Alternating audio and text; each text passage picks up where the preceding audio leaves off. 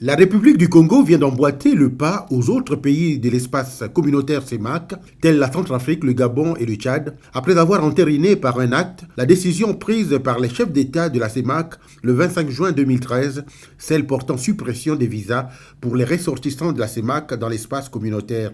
En séjour au Congo, sont exemptés de l'exigence des visas d'entrée et d'autorisation de sortie sur le territoire congolais pour une durée de 3 mois.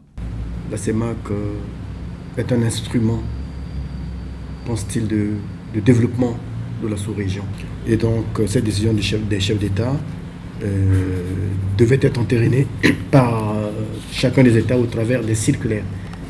Et le ministre de l'Intérieur, justement, a pris cette circulaire depuis lundi pour rendre effective la circulation, justement, des personnes relevant de l'espace CEMAC sur toute l'étendue du territoire du Congo, ceux naturellement qui disposent ou d'un passeport,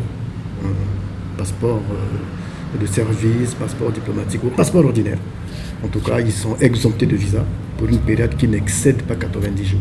Si le territoire congolais a toujours été ouvert aux citoyens d'autres pays de la CEMAC, l'acte que viennent de poser les autorités de ce pays a été vivement salué. Le Cameroun est un pays ouvert depuis très longtemps au pays de la CEMAC.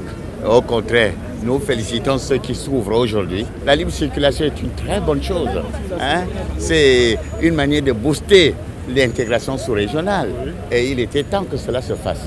À quelques jours de la tenue en N'Djamena du sommet des chefs d'État de la CEMAC, les annonces partout dans les différents États membres sur l'effectivité de cette décision de la libre circulation des personnes constituent une avancée significative sur la voie de l'intégration économique et du développement de l'espace CEMAC.